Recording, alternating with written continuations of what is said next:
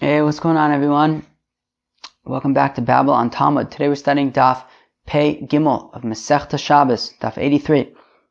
Quick overview, outline before we begin. So we are going to continue with the machlokas between Rabba and Rabbi Lazar in terms of how to understand the machlokas between the Tanna Kama and Rabbi Akiva about the Tumah of Avoda zara. Okay? Later on, we're going to discuss the smallest size for Avoda zara to be mitame. And then we are going to conclude with the Tumah of a boat, or can boats become tame or not. So that is what's on the agenda for today. Let us jump in. Alright, we're going to begin on Daf Pei Gimel, about 10 lines in or so, where it says Meisvei, probably like 8 or 9 lines. Okay, Meisvei. So we have a kasha. A kasha on who? We'll find out. But it's going to be a kasha on Rabbi Lazar.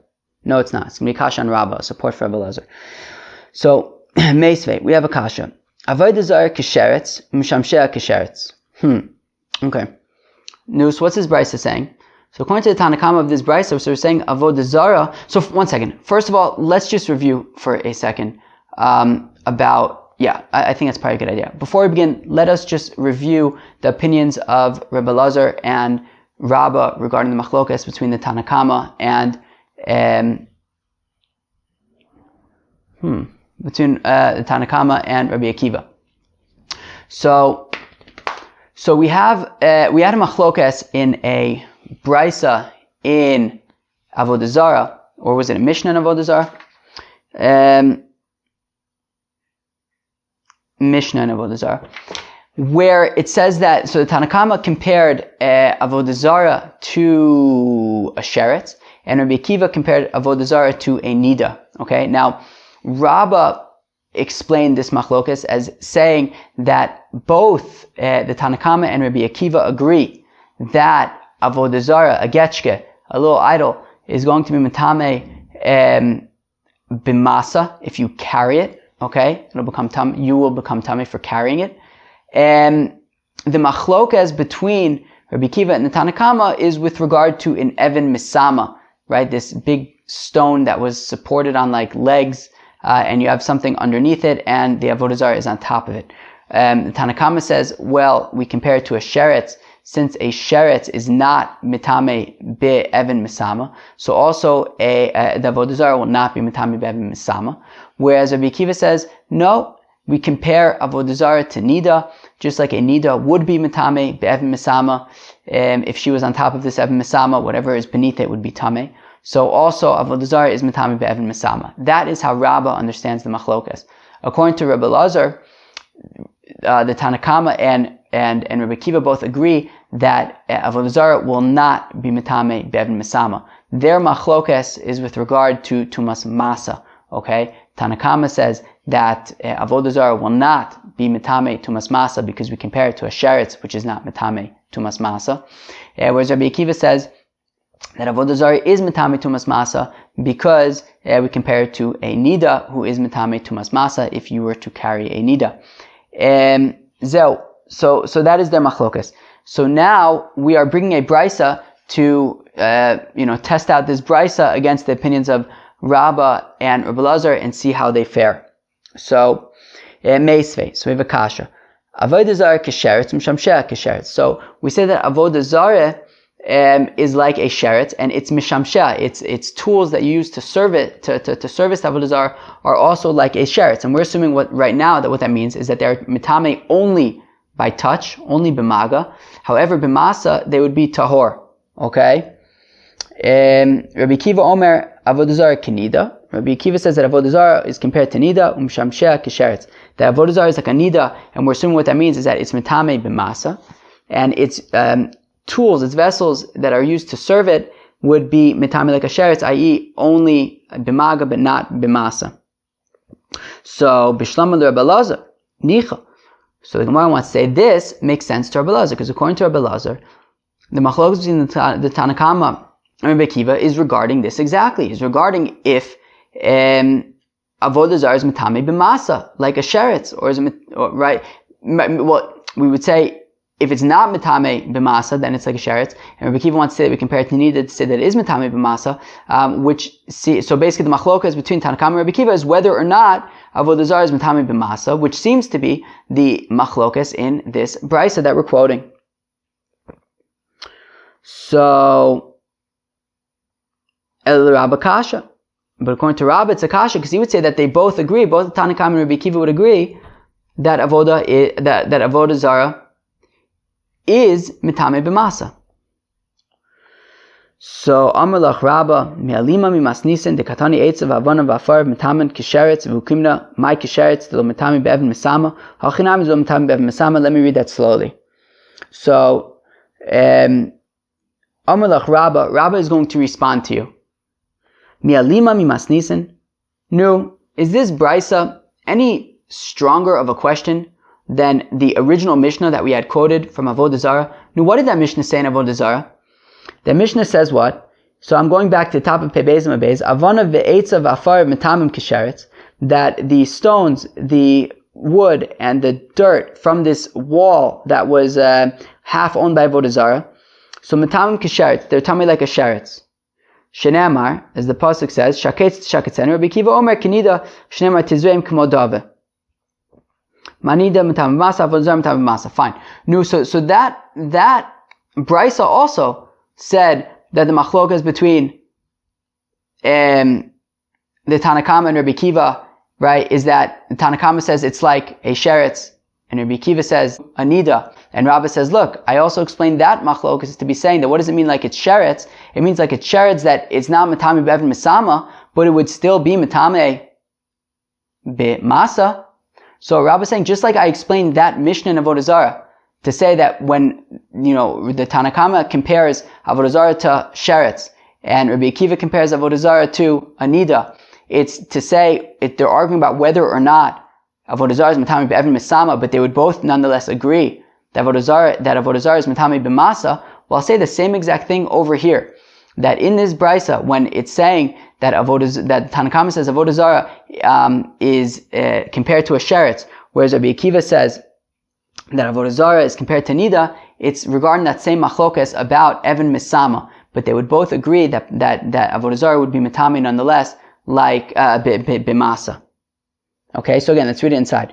So Rabba's going to say to you, Mi alima mi masnisen. Is this brisa that says that Avodah Zara is like a sheretz, and Rabbi Akiva says that it's like a nida, is that any different than the Mishnah that we had quoted from Avodah Zara yesterday? The Katani that says Eitzav Avana V'Afar Metamin Kisheretz, that it says that it's wood, it's stones, and it's dirt of that wall that you knocked down that belonged to Avodah Zara is Metamin Kisheretz V'Ukimna, and I explained my kisheretz dilo mitami be'evin misama. What does it mean that these things, that these Avodah Zara, these elements of the Avodah Zara wall are mitami kisheretz? And I said that it means that to the extent that it's not going to be mitami be'evin misama, yet everyone would agree that it'll be mitami b'masa. Hachinami dilo mitami be'evin misama. So the same thing over here. When we're saying in this brisa that the Tanakama says that Avodah Zara is like a sheretz, it doesn't mean that it's not going to be mitami b'masa. It will be mitami b'masa. It means that it won't be mitami be'evin misama. So Rabba managed to avoid any questions on him from that brisa. Friends, let's move on. Meisvei, we have a kasha. Nachri v'nachris avodah zara mishamshel. A Gentile, a Gentile man, a Gentile woman, avodah zara u'mishamshel, and the kelim, the utensils that serve the avodah zara. Okay, all of these things, hein, them. Vilo eseton. They are tameh. However, their hesed is not tameh. So what's hesed? So generally speaking, tumas hesed means if you have somebody who's tameh and they move something. So let's say you have a zav. The zav obviously is an avatuma, and he has, let's say, I don't know, he's pushing a wheelchair. I assume that this would be tumas hesed. He's pushing a wheelchair. And so I guess he's touching the wheelchair, so that wheelchair would be an avatuma. But even the person who's sitting in the wheelchair is being moved by the zav, so he would be also tameh, I guess become a rishon tumah, and he will get tumas hesed, that is tumah that is transferred by being moved by someone who's tameh. However, in this case, we are currently understanding hesed to mean masa. Masa meaning that if a person were to carry the zav, right? If a person were to carry a zav, so then he would be tamei. Right? So this is the tumah that we're talking about. So here we're talking about Avoda zara, right? If you were to carry Avoda zara, right? So let's say, I guess you would put Avoda zara in your backpack, okay, and carry the Avoda zara. So would you be tamei? And we're saying, Tanakam is saying, hein v'lo es seitan. So they are tamei, yet if you carry them, you would not be tamei. Okay? So he's applying to a Gentile man, a Gentile woman, Avoda zara, and these vessels that would be used for Avoda zara. So they are tamei, but they're not tamei b'masa. If you carry them, you will not become tamei. Rabbi Kiva Omer, hein ve'es seitan. Rabbi Kiva says that they are tamei, and additionally, if you carry them, you will become tamei, i.e., tumas masa. Fine. Great. So this is perfect for Rebbe Lazar. We're saying that, right, the machlok is between Rabbi Kiva and the Tanakama is whether or not these things, one of which is Avoda zara, is mitame b'masa or not. So we're saying Tanakama says that Avoda zara, right, hein v'lo es seitan, i.e., Avoda zara is not mitame b'masa. Right? Rabbi Kiva says, hein ve'es seitan, i.e., Avoda zara is tamei, and it's also mitame b'masa. Zeus, that's perfect, according to Rabbi Elazar, who says that this is precisely the machlokes. Tanakam says that Avoda zara is not mitame b'masa. Rabbi Kiva says Avoda zara is mitame b'masa, as opposed to Rabbah, who says that everyone agrees that Avoda zara is mitame b'masa. Machlokes is about Ev Mesama, but this would be, pretty strong evidence that the machlokes is the way Rabbi Elazar explains it, that the machlokes is whether or not Avoda zara is mitame b'masa. El Rabba kasha, but according to Rabba, it's a question. Omer lech Rabba, Rabba will respond to you.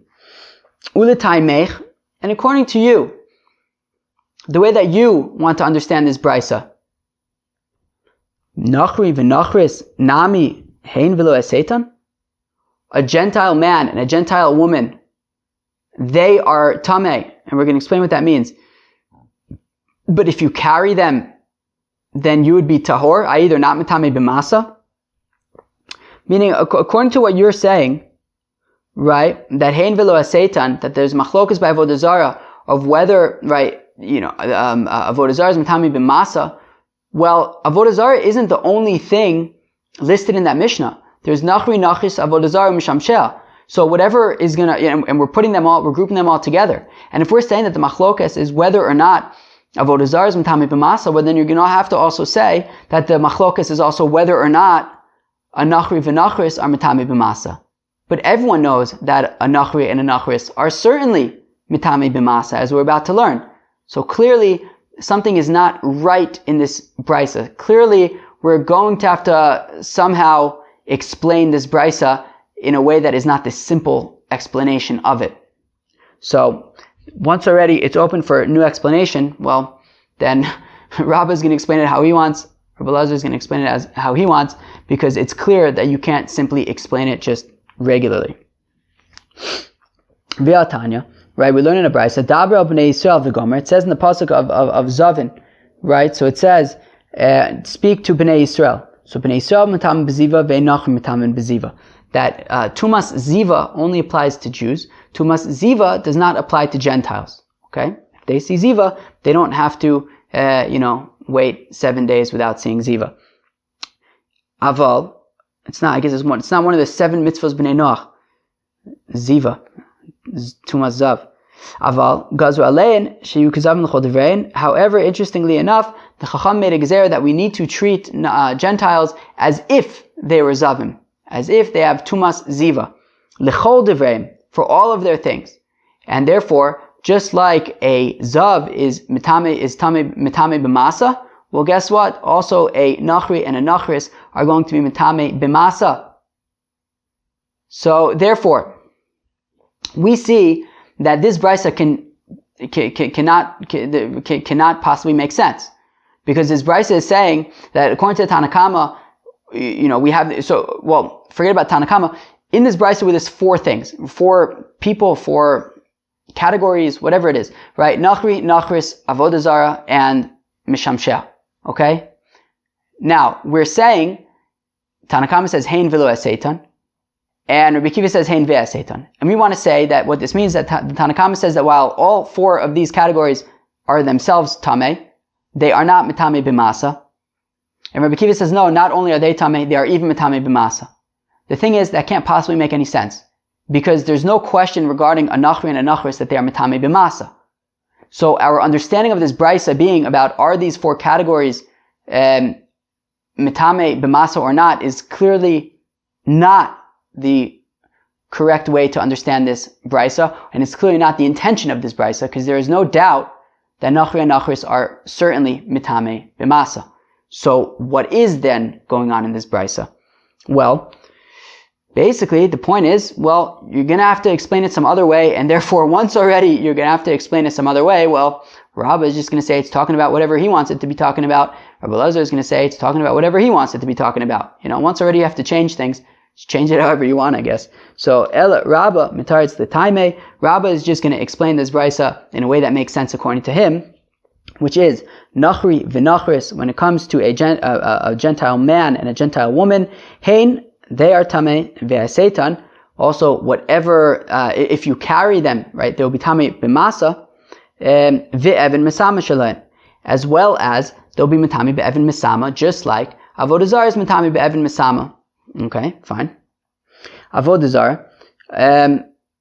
Did I say just like Avoda zara is mitami be'evin misama? If I did, I didn't mean to say it. Just like a zav is mitami be'evin misama, so also nachri and a nachris, because they have a status of tumah lizav l'chol devreim. So they are tamei, they're tamei b'masa, they're tamei be'evin misama.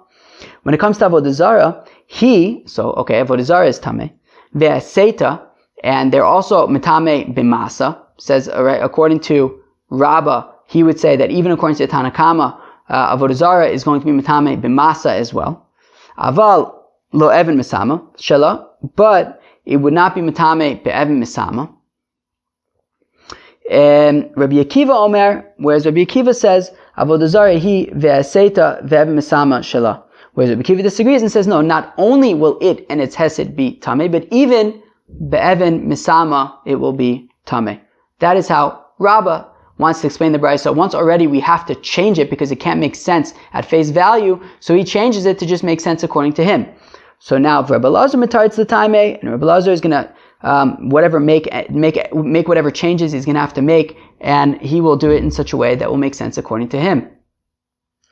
Nachri v'nachris, when it comes to a Gentile man and a Gentile woman, hein ve'aseitan ve'misama shaloen, so they are tamei, and they're mitame b'masa, and they're mitame off also be'evin misama, just like his up. Avoda zara, when it comes to Avoda zara, he v'lo eseita. It is tamei, but it is not mitame b'masa.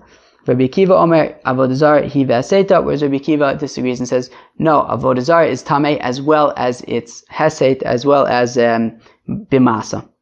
Okay, Beseder. So basically, we had this brisa. We tried to say to support for Rabbi Elazar against Rabbah. Rabbah says, actually, yeah, 1 second.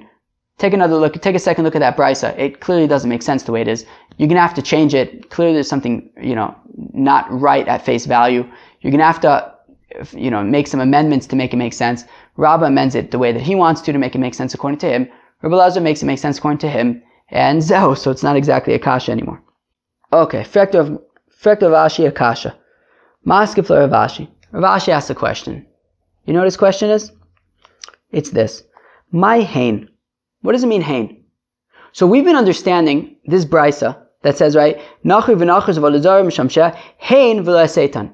Right? So they are tameh, but not their hesed. However you want to explain that according to Rabbi Elazar, whatever it is. But the point is that hain, we're understanding as meaning they are tameh.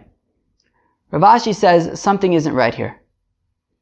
Because in order for us to even be able to discuss whether or not these things are tameh when you carry them, tameh b'masa, well then obviously they themselves are tameh.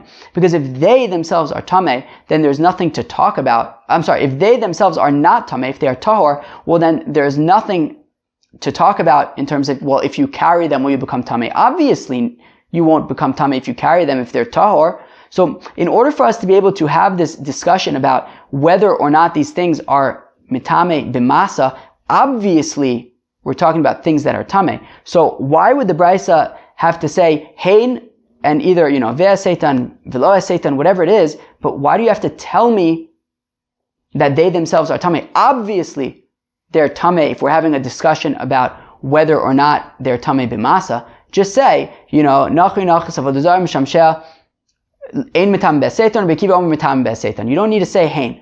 So therefore, Rav Ashi says there's no way that we are currently understanding hein correctly, because hein is in that brisa, and the way that we're explaining hein, wouldn't make sense, because then we wouldn't need hein to be in the brisa. So how does he want to teach us better? So Maskef Rav Ashi, my hein. Rav Ashi says, one second, what's the deal with this word hein? It can't simply mean that they are tameh. Okay. So Ela Amar Rav Ashi. Rather, Rav Ashi explains the brisa like this. Hachi kamar. This is what the brisa is saying. Nachri v'nachris. When it comes to a Gentile man and a Gentile woman, bein hein sheisitu es acherim. This was what it means, hein. Not that they are tameh. Well, they are tameh, but the brisa isn't saying that they are tameh, because obviously they're tameh. What it's saying is that hein sheisitu es acherim. Whether they move somebody else, right? Like, let's say, I guess they're pushing the wheelchair, and you have somebody else in the wheelchair, so that person will become tameh, tumas hesed, and that's sort of classic tumas hesed, right? You have a zav that moves somebody else, so that person will be, I assume, a rishon l'tumah. So, and because nachri v'nachris have the same status as, right, same tumah as a zav, so they could be mitame behesed, uvenachem sheisitu osan, or whether other people carried them, i.e. tumas masa, timeim. So they will transfer tumah in either one of these ways. Okay, and that's what it means. Hein ve'aseitan. All right, kilu hein sheisitu acherim, or acherim sheisitu osan. Okay, avodah zara. When it comes to avodah zara, sheisita acherim tuharin, and the Gemara is going to ask later what this means. How can avodah zara move something else? It's inanimate. So, but anyways, if avodah zara moves some other people, so then they will be tahor, i.e., it's not mitame behesed when they move other things. Achem sheisitu osa tameim. Other people who moved them, i.e., tumas masa, is going to be tameh. And Rav Ashi right now is explaining according to Rabbah. Okay, doesn't necessarily mean that he supports Rabbah. Rashi explains that you can also explain it according to Rabbi Elazar. But right now, Rav Ashi is explaining it according to Rabbah, who says that everyone agrees, even the Tanakama agrees, that avodah zara is going to be tamei b'masa, as he's saying over here, right? Achem sheisitu osam tamei, right? That if other people carry avodah zara, they will be tamei. Okay. Mishamsheh, when it comes to these utensils that are used to serve avodah zara, so ben hein sheisitu esacherim, ben achem sheisitu osam taharim, whether these vessels moved other people, or whether other people carried these vessels, and they will, these vessels will not transfer tumah in that way, because they are like a sheret, strictly speaking like a sheret, in that they're only mitamim b'maga, but not b'masa or b'hesed. Okay, fine. Rabbi Kiva Omer, it says Rabbi Kiva nachri v'nachris ve'avodah zara, that a nachri and a nachris, a Gentile man and a Gentile woman, as well as avodah zara, ben hein sheisitu esacherim, whether they moved other people, uven achem sheisitu osan, or whether other people moved them, i.e. other people carried them, timeim. They're going to be tamei, because Rabbi Akiva says that, and what's the difference going to be? Rabbi Akiva is going to say that, however, avodah zara would not be mitame. I'm sorry, and avodah zara would additionally be mitame behesed, right? Because we compare avodah zara to nida. The Gemara doesn't say that explicitly. According to Rav Ashi, I learned the Gemara, but Rashi fills it in for us, right? Rashi says, in the Rashi, Rabbi Akiva Omer, so he says like a few words in, he says, V'hu adin le'evin mesama de'iskash l'nida. Right? And this would apply as well according to Rabbi Akiva to Evin mesama, because it's compared to nida. So basically, Rav Ashi explaining this brisa in line with Rabba's way. You can also explain it according to Rabbi Elazar. We're not going to get into it. He's not necessarily supporting one way or the other. He's just explaining the point that Rav Ashi is coming to make is, what does it mean, hain in the brisa? Hain can't possibly simply mean that the avoda themselves are tamei, the avodah zara themselves are tamei, or any of the people or objects listed in the brisa are themselves tamei, because obviously they are themselves tamei if we're talking about whether or not they're mitame b'masa.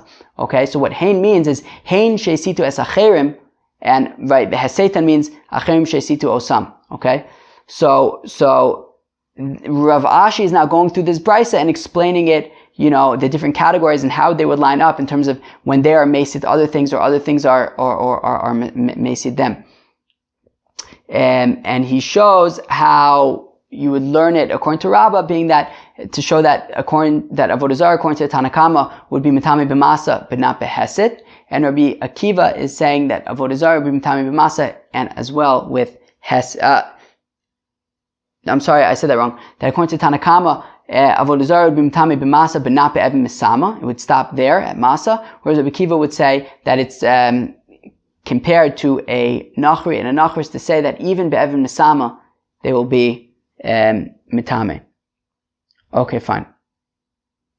Then mishamshel, and then when it concludes with Rabbi Akiva saying mishamshel, bein hein sheisitu acherim, whether they moved other things, bein acherim sheisitu osan ta'arim, whether other people move them, i.e. b'masa, they're going to be tar. So mishamshel tar both behesit and b'masa. Okay, fine. So that was Rav Ashi's opinion. Again, showing how hain, really you can learn hain as referring to hain sheisitu acherim, classic hesit. But the machlok, he still read it in just to explain how you can understand the machlokes in the Tanakama and Rabbi Akiva, according to Rabbah, according to his reading, according to Rav Ashi's reading of the brisa being referring to heset as well as masa, and say that the machlokas is still going to be the same. That the Tanakama says that Avodah Zarah is mitame b'masa but not beheset. Rabbi Akiva says that Avodah Zarah is mitame b'masa. Oh, I keep on messing that up. I'm sorry. That according to I'm sorry, it's a little confusing, but okay. Rav Ashi is showing how this brisa is saying that according to the Tanakama, Avodah Zarah is mitame b'masa but not be'evin misama, whereas Rabbi Akiva says that Avodah Zarah is mitame be'masa and be'evin misama. Woo! Okie dokie. Was that clear enough even when I got confused? I hope I clarified myself clearly enough. Okay. Avodah Zarah bishlama acherim sheisitu osa. So, okay, as I promised, the Gemara is going to explain how an inanimate object can possibly move something else. So, Avodah Zarah bishlama acherim sheisitu osa. I understand how by Avodah Zarah you can have other people move it. Okay, you just pick it up and move it. Mishkachasla. Ella, right? We could find it. Makes sense. Ella. He sheisitas acherim mechi mishkachasla. How can you possibly have an Avodah Zarah, an inanimate object, moving something else? So Amar Rami Brei de Rav Yeva, says Rami, the son of Rav Yeva, Kidetnan, as we learn in a Mishnah in Masechta Zavin, Hazav b'chaf moznayin v'ochlin u'mashkin b'chaf shniya, kara hazav tmein, kira'o hein teorin. So if you have a zav who's just sitting there on a scale, and on the other side of the scale is food and drink, so if the zav weighs more than the food and the drink and kind of weighs down the scale and moves them up, well then that is how, so that they would be tamei tumas hesit, right? But if the ochlin umashkin are way more than the zav and they kind of pull down the scale and cause him to move up, well then they are tahor because the zav didn't move them. So therefore just swap out the zav for a getchka, for an idol, for Avodah Zarah. So then if you have Avodah Zarah on one side of the scale and, let's say a zav, not a zav, but let's say a person or ochlin umashkin, whatever it is, on the other side of the scale, that and the getchka weighs more and weighs down the scale, so then and moves the other thing on the other side. That would be how an inanimate object can move something else. Kaman azla adatanya. Who does the following brisa go like? Kol hatmeos hamesitos tahoros. So anything that is tameh, that moves something else, those other things are going to be tahoros. I.e., there's no such thing as tumas hesed. Chutz meseto shel zav. The only thing is heseto shel zav, right? That if a zav moves something, okay, that thing will become tameh. So in general, I don't know, if you have a sheretz falls on an object, so that object becomes a rishon l'tumah, but a sheretz cannot, so by maga, but a sheretz, if it somehow moves something else, it won't be matami beheset, okay? Only a zav is matami beheset. Shalom atzinu lo chaver b'chol Torah kula, because we don't find any other example of something that is matami beheset. Okay? Well, let's say that this can't be according to Rabbi Akiva. Rabbi Akiva ikanami avoda zara, because according to Rabbi Akiva, avoda zara is matame beheset, right? At least according to Rav Ashi, right? We wanted to explain that nachri and nachris and avoda zara is matame beheset. So afilu tema, or it could be that everyone would agree like that according to Rabbi Akiva, right? Because Rabbi Akiva at the end of the day is comparing avoda zara, the tumah of avoda zara, to nida, right? And just like a nida is mitame beheset, so also avoda zara would be mitame beheset. And when the Gemara says over here that only a zav is mitame beheset, okay,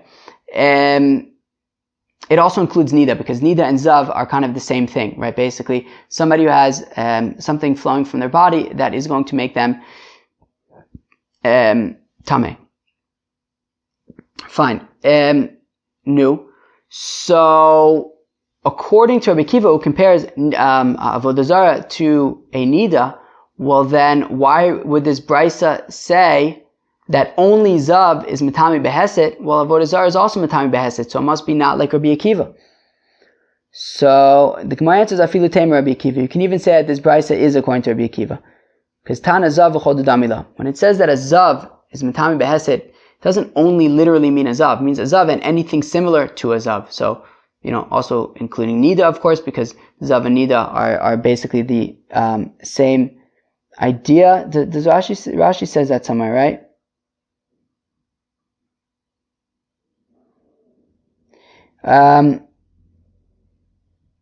Exactly. Rashi says in the Rashi v'chol the damila, right? So he says v'avoda zara nida gamrila dehainu zav, that nida is zav. Okay, fine. Weiter. By Rav Chama bar Guria, so Rav Chama bar Guria asks the following question: avoda zara yeshna levarm or eina levarm? Do we have avoda zara in pieces or not? So Rashi explains what this means: that if you have a getchka that is made up of multiple pieces, that you can build it. You order it on Amazon, you get the getchka, and it's a few pieces, you follow the instructions, and you build your own getchka. So, and then the arm falls off. Guess it wasn't such a great getchka. Or maybe you didn't build it right. Whatever it is, the arm isn't there anymore. So, by Rav Chama bar Guria, avoda zara yeshna levarm ve'eina levarm. So if you have a make your own getchka, and then the arm falls off, so is it still tameh or not? So if just anybody can go and put it back on, well then we'll treat it as if it's still connected to the extent that it will still be tameh. Okay. The question is, if a hedjot, just a regular old person cannot put it back, but you have to go to an expert in order to put back the arm. That's the question. Do we say, well, since a regular person, a layman, can't reconnect the arm to this getchka, so therefore it's considered like it's mamish broken, and it will no longer transfer Tumah. Dilma halo mechasra. Or maybe you could say, well, even though you have to take it to the expert, at the end of the day, you still have all the pieces there, and you can take it to the expert and it'll be good as new. So therefore, maybe it should continue to transfer Tumah. And there are those who actually explain the Bryce in the following way. That no, if a regular person would be unable to put his arm back on the getchke, certainly it would be considered broken and would not be transferred Tumah. The question is where a regular person would be able to put back the arm. Do we consider it that since a regular person can return the arm, it will be considered like it's connected and it will transfer Tumah? Or maybe, at this point it is disconnected, so maybe it would not transfer Tumah. Teku, we don't know the answer.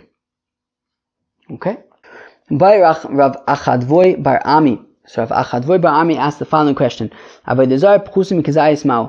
What about Avoda zara that is less than a kazayis? You have a getchka that is smaller than a olive's worth. So what about it? So that's exactly what the Gemara wants to know. What about it? What are you asking? What do you want to know about this getchka? So Maskef Rav Yosef. So Rav Yosef asked the kasha. Limai. When you say what about a getchka that's smaller than a kazayis, that's smaller than an olive, what do you really what do you want to know about it? If you're saying is this getchke aser? Is there a problem with it? Well, then of course there's a problem with a miniature getchke. It's no different than the Avoda zara called zvuv, which was the Avoda zara of Akron, Titania, as we learn in the Brisa, that they made Baal Bris, the one of the covenant, as a god. Zez zvuv Baal Akron. This is this zvuv, which was also called zvuv because it was as small as a fly, which was the very beloved Avoda zara of Akron. And what was so beloved about it? It was so beloved that everybody would make a replica of this fly Avoda zara. And he would put it in his pocket. And every time he would remember, oh right, I have this getchka in my pocket. So he would take this little fly out of his pocket, he would give it a hug, give it a kiss, and then everything was alright. No, so we see that there were already little miniature getchkas the size of flies. So that's certainly smaller than a kazayis. So in terms of being a problem, yes, certainly Avoda zara that's smaller than a kazayis is a problem. Ella, le'inyan Tumah. The question is, what about Tumah? Is this little fly getchke, is it going to make you tameh? Do we say came the iskish le sheretz? Ma sheretz b'chadash af Avoda zara namin b'chadash.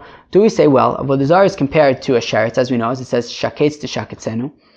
So do we say, well, since Avoda zara is compared to a sheretz, well, sheretz is metame once it's already the size of a lentil, so we should say that Avoda zara is metame already once it's the size of a lentil, even if a lentil is smaller than an olive. So after Avoda zara, where am I? Fine. O dilma, or maybe ha'iskash lemeis. Well, we also know that Avoda zara is compared to a mace, as we are going to learn in just a minute.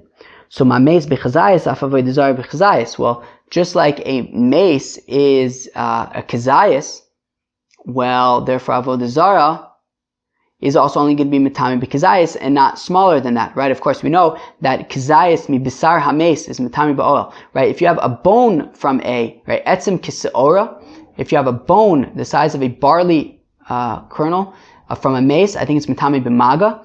But if you have flesh the size of a olive, so it'll be metame ba'ohel. So what is it? So how do we treat a getchka that is smaller than a kazayis? Do we say that it is like a sheretz, and it'll, as long as it's larger than a lentil, it will be tameh? Or do we say that we compare it to a mace and it would have to be a kazayis? and less than a kazayas would not be tamei. Amar Rav Avya, says Rav Avya v'itema Rabba bar Rav Ula, Rabba bar Ula, some say it's Rabba bar Ula. Tashma, coming here to Tanyas, we learn in the Brisa, Avoda zara pchusim mikazayas. If you have Avoda zara that is less than a kazayas, ein ba Tumah kol ikar, it doesn't have any Tumah whatsoever. Shenamar, as the pasuk says, ve'ashlech es afra al kever b'nei ha'am, that they destroyed all this Avoda zara and they threw its dirt, its dust, on the graves of the people who worshipped it, meaning all the dead people who, when they were alive, worshipped it. So we compare Avoda zara to dead people. Just like a dead person only transfers Tumah b'kazayas, so also Avoda zara transfers Tumah b'kazayas. V'Rabbanan l'may yochasa iskash l'sheretz. So according to Rebbe Lazar, so basically according to Rebbe Lazar's explanation of the Tanakama, so we compare Avoda zara throughout our discussions of the last 2 days. We compare Avoda zara to 3 different things: to sheretz, to mace, and to nida. And according to the Tanakama, they seem to be going likula for each one of these. Let's see. So Rabbanan l'mayochasa iskash l'sheretz. So according to the Tanakama, how come Avoda zara was compared to a sheretz? To lo mitami b'masa, to say that it's not mitami b'masa, it's only mitami b'maga. L'nida. And how come Avoda zara is compared to nida? Deina le'evarin, that it's not mitame, in pieces of it. L'mace, why is Avoda zara compared to a mace? To lo mitame b'chadasha, that it's not mitame like a lentil. It's only mitame once it's a kazayas. So in each of these 3 categories, we're going the kula.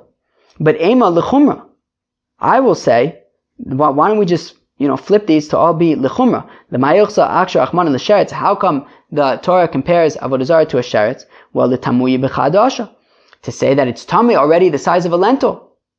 L'nida l'tamui be'ev mesama, that the Torah compares Avoda zara to a nida, to say that it's tamei even be'ev mesama. Aksha achman l'meis l'tamui ba'oel, and to say that Avoda zara is compared to a mace in that it's mitami ba'oel. Why don't we say all that? L'chumra. So the Gemara answers, Tumas Avoda zara derabanan hi. Because the Tumah of Avoda zara is midarabanan. Obviously Avoda zara is nisr midaraisa.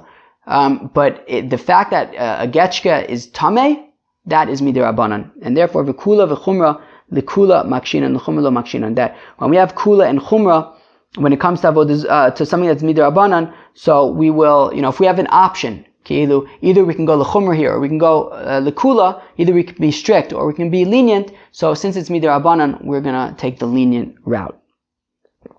What about like shaketz to shaketzenu, right? Which sounds like it's a, midoraisa, right? You have to treat it like a sheretz. It's tamei like a sheretz. That's just an asmachta, right? So it's a din derabanan that Avoda zara it transfers tumah. But these psukim that we are finding are only asmachtas, which is also interesting because that, I was wondering, Rabbi Akiva's pasuk is really just a pasuk from Yeshaya, I believe, right? Rabbi Akiva's pasuk is a pasuk from Yeshaya. So it was weird, why would Rabbi Akiva bring a pasuk from Yeshaya? Usually we bring psukim from the Torah, from the 5 books of Moses, not from the prophets. So at the end of the day, it's only midrabanan anyways. So these are all asmachtas anyways. So I guess at that point, it doesn't matter where you bring the pasuk from. It's really just kind of a asmachta to make it based on a pasuk for how we understand the gzera. But it's not actually mitzvah d'oraisa. Because if it was mitzvah d'oraisa, so then if it was midoraisa, so then the proof from the Torah would be stronger than the proof from the Nevi'im, I believe. Friends, let's move on. New Mishnah. Minayin l'sfina she'torah shenemar derech onia b'lev yam.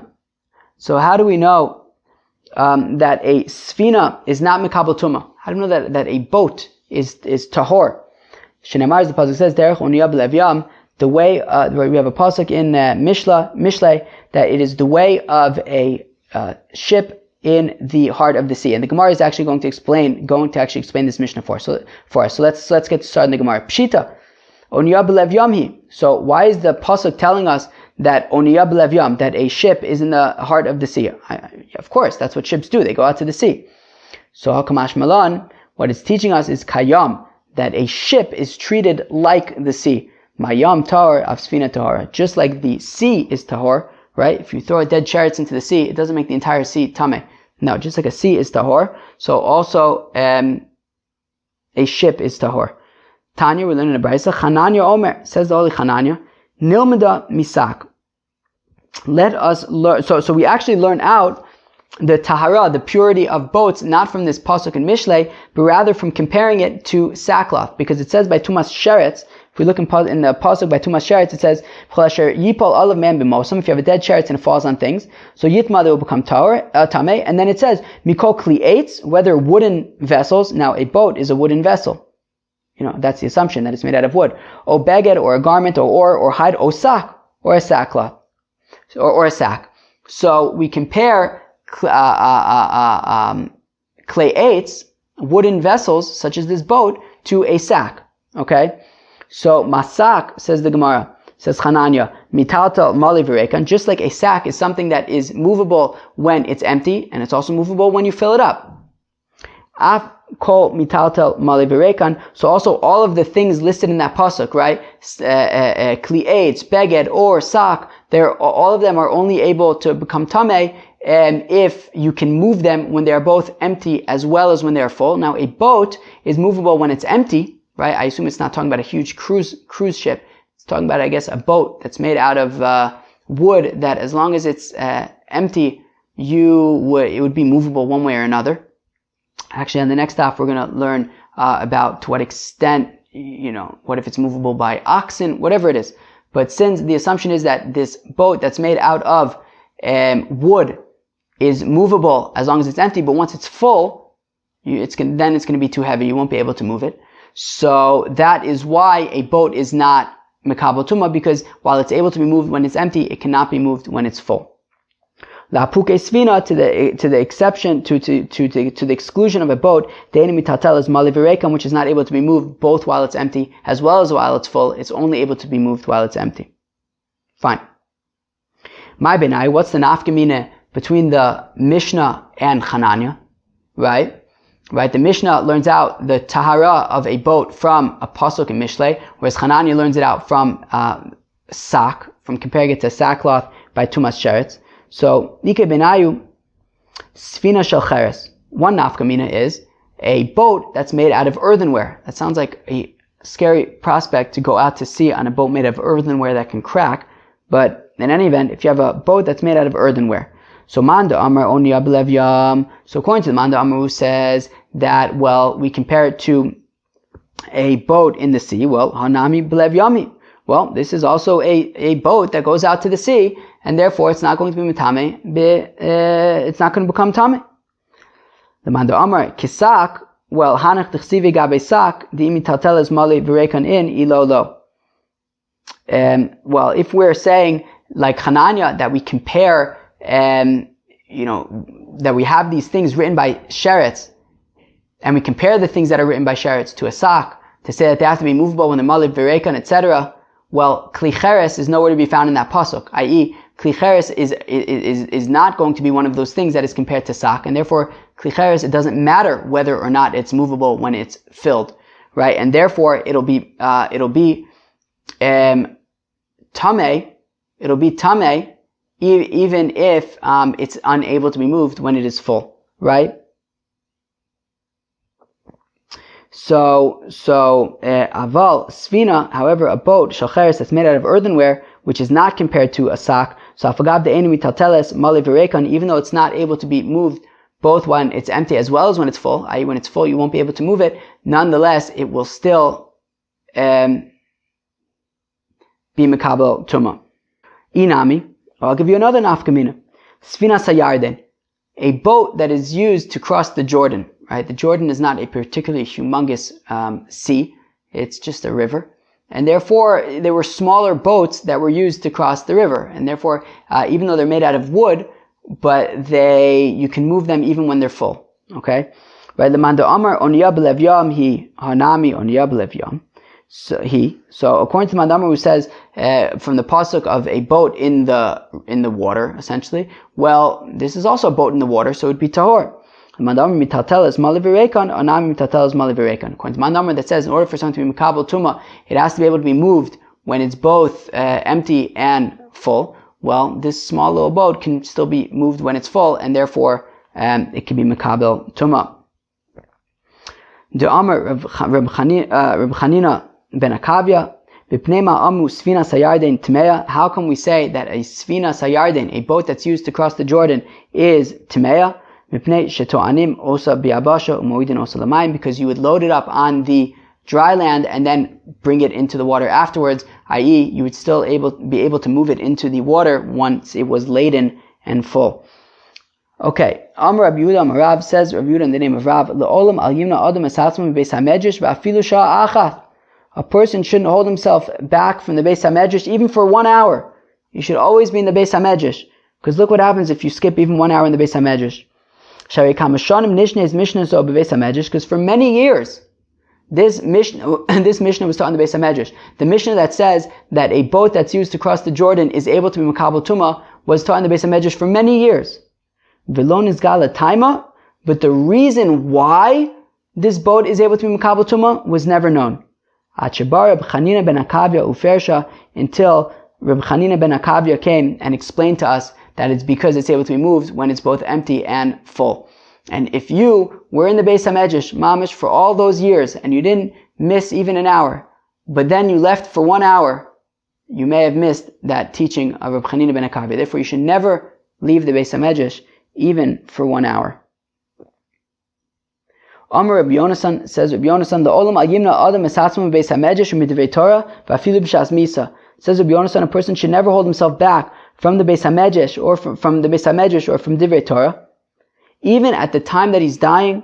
Shneimar zos Torah adam kiyomus ba'oel, that this is the Torah, right? A person who will die in a tent, afilu b'shas misa teosik b'Torah. Even at the time of death, you should be learning Torah. Amr Rish Lakish, says Rish Lakish, now this is a teaching that we learned at the very end of Masechta Brachos. Ein Divrei Torah miskayim ela b'mi shemei misatzmo leh. Divrei Torah only miskayim, they only are established with somebody who kills himself over Divrei Torah. Shneimar zos Torah adam ki yamus ba'oel. This is the Torah, somebody who will die in the oil, meaning somebody who is always in the tent of Torah, in the Beis HaMedrash, and trying to learn, trying to understand Pshat in the Gemara. That is how Divrei Torah is going to be miskayim. Alright, friends, kol kavod. That was daf 83, daf Pei Gimel of Masechta Shabbos. Let's go over it. So at the beginning, we started off in the first half of the page, was really dedicated to further understanding the opinions, further hashing out the opinions of Rabbi Lazar and Rabbah regarding how to understand the machlokes between the Tanna Kama and Rabbi Akiva regarding the Tumah of Avoda zara. So first we started off with one brisa that basically compared Avoda zara to Tumas Sheretz, whereas Rabbi Akiva compared it to Anida. The Gemara wanted to say that that was a proof for Rabbi Lazar, who says that the machlokes is regarding whether or not Avoda zara is matami b'masa, like a sheretz, to which Rabbah said that's no proof, because, you know, you also have the Mishnah in Avoda zara that also said, according to the Tanna Kama, that it's compared to Avoda zara is compared to sheretz, so it's compared to Nida, and Rabbah just explained that, you know, they both agree regarding Tumas Masa, but the machlokes is by Evan Misama. Well, the same thing is going to be by this brisa as well. And then we brought that more complex brisa, which basically took over the rest of the page, which was that brisa that said that a Gentile man, a Gentile woman, Avoda zara and Mishamsheh, and the kelim that are used to service the Avoda zara, they, so Tanna Kama says that they are tameh, but they're not matame beheset. Okay, Rabbi Akiva says that they are tameh and they are matame beheset. So initially we want to say that that is a support. We want to say that heset means Tumas Masa, means moving it, and it sounds like it's a machlokes between the Tanna Kama and Rabbi Akiva about is Avoda zara, among the other things, is Avoda zara matame b'masa or not. Sounds exactly like Rabbi Lazar's explanation, to which Rabbah says, yeah, but that whole brisa makes no sense because there's also Nachri and Nachris in there, and obviously Nachri and Nachris are matame b'masa. So clearly this brisa cannot be taken at face value. Rabbah then proceeds to explain how this brisa can make sense according to him, to say that the machlokas between Tanna Kama and Rabbi Akiva is regarding Evan Misama, but everyone agrees that Avoda zara is matame b'masa. Rabbi Lazar explains the brisa according to him, that the machlokas between Tanna Kama and Rabbi Akiva is by Tumas Masa, but everyone agrees that Avoda zara is not matame b'Evan Misama. And then Rav Ashi asked his question, which is, one second, up until now we've been assuming that Hain means that these people or items are themselves tameh, and they are also matame maybe b'masa or not b'masa. But wow, it's mamash raining. Anyways, so Rav Ashi says that, but that doesn't make any sense, because obviously if we're even talking about whether or not these things are matame b'masa, well, certainly then they themselves are tame. So he then explains his brayso saying what hain means. It doesn't mean them themselves. It means hain sheisitu es acherim. If they move other things, which is classic tumas hesed, or if other things move them, which would be tumas masa. And then he proceeded to explain how we would explain this brayso, and he at least explains it according to Rabbah, how this brayso would be saying that according to the Tanna Kama, Avoda zara is matame b'masa, but not be'evin misama, and according to Rabbi Akiva, it's matame b'masa uve'evin misama. You would also be able to explain that brayso according to Rabbi Lazar. If you so wish, you would have to read it in Rashi explains how to do it. Fine. We then got into a discussion of, is avoda zara that is smaller than an olive, right, tame? And Rav Yosef says, what do you want? Do you want to know if it's asur? Do you want to know if it's mitame other things? So we say certainly it's asur, because if it's less than a kazayis, well, we know that there are other avoda zaras, like this zvuv bal akron, this fly-sized avoda zara that was asur. So less than a kazayis is certainly asur. The question is it mitame other things? Do we compare it to a sheretz and say that once it's already the size of a lentil, it could transfer tumah? Or do we compare it to a mace and say once it's the size of an olive, it's mitame? So in the end, we said it's compared to a mace. We bring a pasuk from where is this pasuk from? Melachim.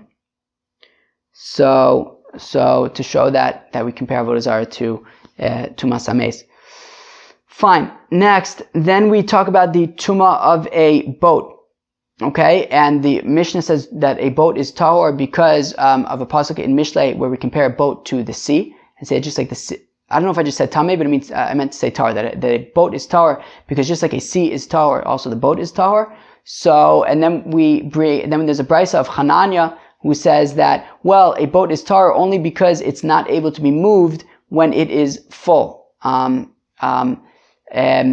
that it's made out of wood, to which we have two nafkaminas. One is if the boat is made out of earthenware, in which this whole full versus not full thing is irrelevant, and therefore even if you're unable to move this earthenware boat when it's full, it doesn't matter, it will still be tameh, because this whole full, non-full thing is only by things that are compared to a sock, so whether that's kli eitz, beged, or things like that, but not kli cheres. The other nafkamina would be a boat that's used for crossing the Jordan, which is very small. So even though it's made out of wood, you could still move it when it is full, and therefore it would be tameh. Whereas, of course, the Mishnah would say that it's not tameh because we compare it to a sea. Zeu, friends, that was Daf Pei Gimel. Hope you enjoyed. Hope you enjoy your day. Peace.